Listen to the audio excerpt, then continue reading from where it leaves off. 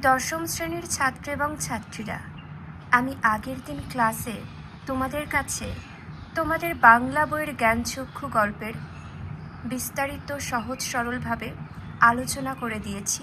তার সাথে short question আর answer সেগুলোও দিয়ে দিয়েছি। অত্যন্ত গুরুত্বপূর্ণ, ওখান থেকে কিন্তু পরীক্ষায় আসবে। আর আজ আলোচনা করব বড় প্রশ্নের উত্তর। এগুলো তোমরা দেখো, তোমাদের পরীক্ষার জন্য ভীষণ গুরুত্বপূর্ণ, সকলকেই জানতে হবে। চলো আমরা দেরি না করে দেখে নিই। প্রথম প্রশ্ন যেটা রেখেছি, হঠাৎ ভয়ানক একটা উত্তেজনা অনুভব করে তপন। তপনের উত্তেজনার কারণ বর্ণনা করো। উত্তেজিত হয়ে তপন কী করেছিল? দেখে নাও প্রশ্নের উত্তরটা।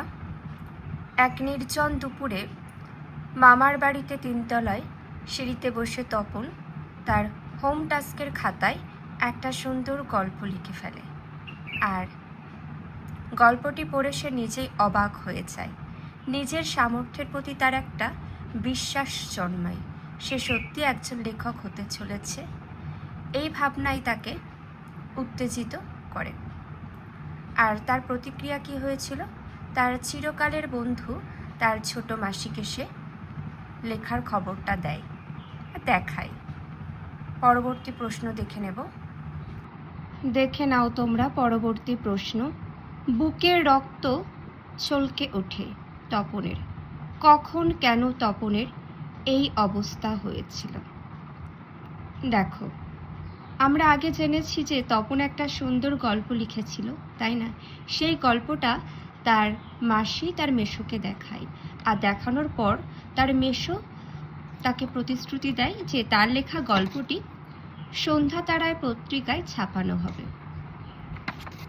আমরা মোটামুটি জানি, তাই না? দেখো, মেসোর হাতে সন্ধ্যা তারা পত্রিকা দেখে তপনের এরূপ অবস্থা হয়েছিল। তপন সে দিন গুনতে থাকে যে কবে তার মেসো আসবে, তার মাসি আসবে, তার লেখাটা ছাপা হবে, সে দেখবে।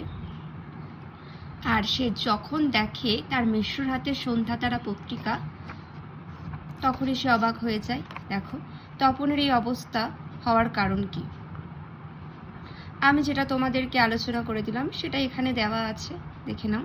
তপনের লেখা গল্পটি তার নতুন মেসো সন্ধ্যা তারা পত্রিকায় ছাপিয়ে দেবেন বলে গিয়েছিলেন। দীর্ঘদিন তপন সেই অপেক্ষায় বসেছিল। তারপর এক সময় সে ভুলেই গিয়েছিল গল্পটির কথা। এরপর হঠাৎই তার মেসোমাসি তাদের বাড়িতে বেড়াতে এলেন। তপন মেসোর হাতে সন্ধ্যা তারা পত্রিকা দেখতে পেল, তার গল্প ছাপা হয়েছে। এই প্রত্যাশাতেই তার বুকে রক্ত যেন ছলকে ওঠে। মানে সে ভাবতেই পারছে না তার লেখাটা সেই সন্ধ্যা তারা পত্রিকায় ছাপা হয়েছে। সেটা ভেবেই তার বুকে রক্ত ছলকে ওঠে। পরবর্তী প্রশ্ন খুবই গুরুত্বপূর্ণ। দেখো, মোটামুটি তোমরা তোমাদের গল্পের বিষয়বস্তু জানলেই কিন্তু মোটামুটি সব বড় প্রশ্ন উত্তর দিতে পারবে। আর তার সাথে পাঠ্যপুস্তক পড়তে হবে, কারণ বড় প্রশ্নের সাথে ছোট প্রশ্ন যুক্ত থাকে। সেক্ষেত্রে পাঠ্যপুস্তক পড়া থাকলে কিন্তু তোমাদের অনেকটা সুবিধা হয়। সেই সমস্ত ছোট প্রশ্নের উত্তরগুলোও দেওয়া যায় সহজেই। দেখো, বড় প্রশ্ন 2 থেকে 3টে প্রশ্নের উত্তর জানলে আর তোমাদের প্রত্যেকটাই কিন্তু বড় প্রশ্নের উত্তর তোমরা দিতে পারবে, অনেকটা সুবিধা হবে। দেখো, এই প্রশ্নের উত্তরটা দেখে নাও। পৃথিবীতে এমন অলৌকিক ঘটনাও ঘটে। অলৌকিক ঘটনাটি কি? তাকে অলৌকিক বলার কারণ ব্যাখ্যা করো। অলৌকিক ঘটনাটি ছিল সন্ধ্যা তারা পত্রিকায় তপনের লেখা প্রথম গল্পটির প্রকাশ। অলৌকিক বলার কারণ, অলৌকিক কথাটির অর্থ যা বাস্তবে সম্ভব নয়। দীর্ঘ অপেক্ষার পরে তপন যেদিন দেখল যে সত্যি ছোট মেসোর প্রতিশ্রুতি মতো তার গল্প পত্রিকায় প্রকাশিত হয়েছে, সেটা তার কাছে অবিশ্বাস্য বলে মনে হয়। কারণ ছাপার অক্ষরে তার লেখা গল্প হাজার হাজার ছেলের হাতে ঘুরবে। এ ঘটনাকে তপনের এতটাই অসম্ভব বলে মনে হয় যে সে সেটিকে অলৌকিক বলে মনে করে। পরবর্তী প্রশ্ন তোমরা দেখো। শুধু এই দুঃখের মুহূর্তে গভীরভাবে সংকল্প করে তপন। কোন দুঃখের মুহূর্তের কথা বলা হয়েছে? তপন গভীরভাবে কি সংকল্প করেছিল? দেখো, দুঃখের মুহূর্ত নিজের লেখা হিসাবে সন্ধ্যাতারা পত্রিকায় তপন যখন অন্যের লেখা পড়েছিল, সেটাই ছিল তার চরম দুঃখের মুহূর্ত। তপনের গভীর সংকল্প, সেই দুঃখের মুহূর্তে কি সংকল্প নিয়েছিল দেখো। নিজের লেখা পড়তে গিয়ে তপন দেখে মেসোমশাই গল্পটি আগাগোড়ায় লেখাটা সংশোধন করে নিজের পাকা হাতে গল্পটি লিখে দিয়েছেন। সেখানে তপন নিজের লেখাটার বিষয়বস্তু, শব্দ কোনো কিছু সে খুঁজে পাচ্ছিল না। তখনই অপমানে লজ্জায় তপন প্রতিজ্ঞা করে যে আর কোনোদিন লেখা ছাপানোর হয় তো সে নিজে গিয়ে ছাপাতে দেবে। যে লেখা যদি ছাপাতেই হয়, সে আমি নিজে গিয়ে লেখা ছাপাতে দিয়ে আসবো, তাতে আমার লেখা ছাপা হোক বা না হোক তাতে কোনো আক্ষেপ নেই। অন্তত নিজের নামে অন্য কারো লেখা তাকে পড়তে হবে না। আশা করছি তোমরা বুঝতে পেরেছ। পরবর্তী প্রশ্ন দেখো। আচ্ছা, আগের যে প্রশ্নটা আলোচনা করলাম তার সাথে যে উত্তরটা, মাঝে একটু লাইন কিন্তু এলোমেলো ছিল, কিন্তু তোমরা আশা করছি বিষয়বস্তু সমস্তটা জানার আমি বুঝিয়েও দিয়েছি, তাতে অসুবিধার কিছু নেই। তাও যদি কারোর কোনো সমস্যা থাকে অবশ্যই জানাবে কমেন্টের মধ্য দিয়ে। পরবর্তী প্রশ্ন দেখে নাও। তপনের মনে হয় আজ যেন তার জীবনের সবচেয়ে দুঃখের দিন। তপনের এই মনে হওয়ার কারণ গল্পের কাহিনী অবলম্বনে আলোচনা করো। আজ বলতে কোন দিনের কথা বলা হয়েছে? তপনের এমন মনে হওয়ার কারণ কি? আমরা আগে যে প্রশ্নের উত্তরটা জেনেছি সেই উত্তরটাই, প্রশ্নটা একটু অন্যভাবে এসেছে। ওই যে বললাম না, কয়েকটা প্রশ্নের উত্তর জানা থাকলে কিন্তু সব প্রশ্নের উত্তর দেওয়া যায়। তার সাথে বিষয়বস্তু আর তোমাদের যে পাঠ্যপুস্তক, সেই গল্পটা একটু ভালো করে পড়লে কোনো অসুবিধা থাকে না। আর তার সাথে যদি 2-3টে বড় প্রশ্নের উত্তর জানো, তোমাদের অনেকটাই সুবিধা হয়, এই আর কি।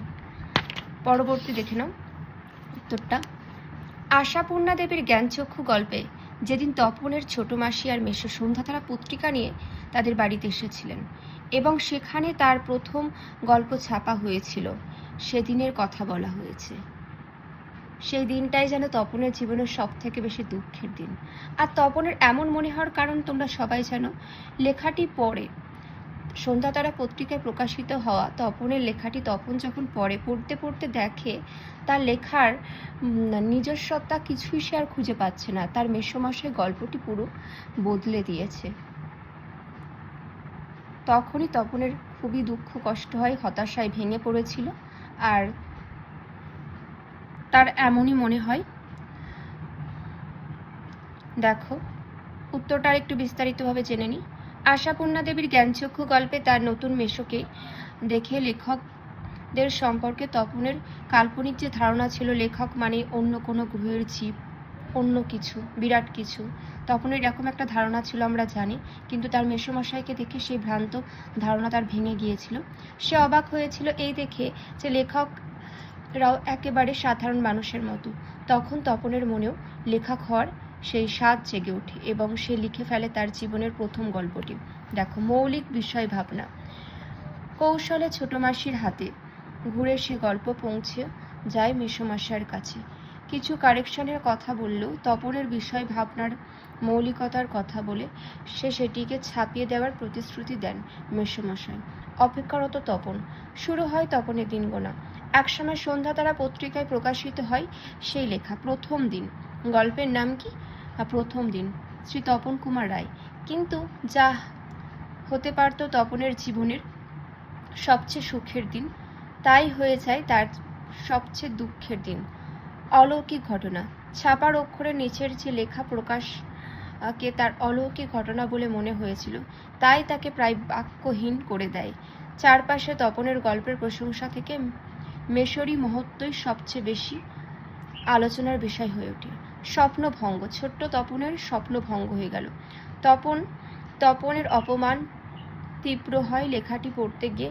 সে দেখে রচনার একটি লাইনও তার চেনা নয়। মেসোমশাই গল্পটিকে আগাগোড়ায় কারেকশন করে দিয়েছেন। লেখক তপন হারিয়ে গিয়েছে সেই গল্প থেকে। চোখ জলে ভিজে যায় তপনের। আশা করছি তোমরা বুঝতে পেরেছ প্রশ্নের উত্তরটা। তপনের মনে হয় আজ যেন তার জীবনের সবচেয়ে দুঃখের দিন। কোন দিনকে বলা হয়েছে? তপনের এই মনে হওয়ার কারণ গল্পের কাহিনী অবলম্বনে আলোচনা করো। পুরোটাই আলোচনা করে দিলাম। এই প্রশ্নটা খুবই গুরুত্বপূর্ণ তোমাদের জন্য, ভালো করে রাখবে। পরবর্তী আমরা দেখে নেব।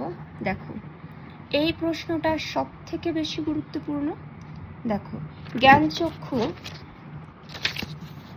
জ্ঞানচক্ষু গল্পে তপনের জ্ঞানচক্ষুর উন্মিলন কিভাবে হয়েছে তা বর্ণনা করো। অর্থাৎ তপনের যে জ্ঞানের চোখ সেটা কিভাবে খুলেছে সেটাই তোমাদেরকে বর্ণনা করতে হবে। এই প্রশ্নের উত্তরগুলি তোমরা সবাই জানো। দেখো, লেখক সম্পর্কে ধারণা। সে ভাবতো লেখক মানে অন্য কোনো গ্রহের জীব। তার ছোট মেসোকে দেখে তার সেই ধারণা ভেঙে গেল, কারণ বাবা কাকার মতনই সমস্ত কিছু মানুষদের মতনই সব মেসোমশাই করে। তো তখন তপনের কি হয়েছিল যে তাহলে আমিও লেখক হতে পারি, তাহলে আমি একটা গল্প লিখে ফেলি, এমন ভাবধারা এসেছিল। সে লিখেও ফেলে। দেখো, ছোট মাসির ভূমিকা কি করে, আর সে লেখাটা ছোট মাসি জোর করে ছোট মেসোকে দেখায়। প্রশংসা করেন মেসোমশাই, কিন্তু পাশাপাশি কথা বলে যে গল্পটি একটু সংশোধনের দরকার। ছোট মেসোর বক্তব্য দেখো, ছোট মেসো সেই লেখা ছাপানোর ব্যবস্থা করে দেবেন এই কথা বলে। তপন অধীর আগ্রহে অপেক্ষা করে যে ছাপার অক্ষরে নিজের লেখা দেখবে। গল্প প্রকাশ। সন্ধ্যাতারা পত্রিকায় সত্যি তার লেখা একসময় প্রকাশিত হয়। ছাপার অক্ষরে নিজের নাম দেখে তপন এক অদ্ভুত আনন্দ অনুভব করে। সে কিন্তু নিজস্বতা খুঁজে পায় না সেই গল্পের মধ্যে। যখন তার মেসোমশাই আর মাসি সেই সন্ধ্যাতারা পত্রিকা হাতে করে নিয়ে এলো আর তপন নিজের লেখা গল্পটি পড়তে থাকলো, সে নিজের কোনো কিছুই সেই গল্পের মধ্যে আর খুঁজে পাচ্ছে না। তখন কি হয়, তপনের মন খারাপ হয়ে যায়, সে সম্পূর্ণভাবে ভেঙে পড়ে।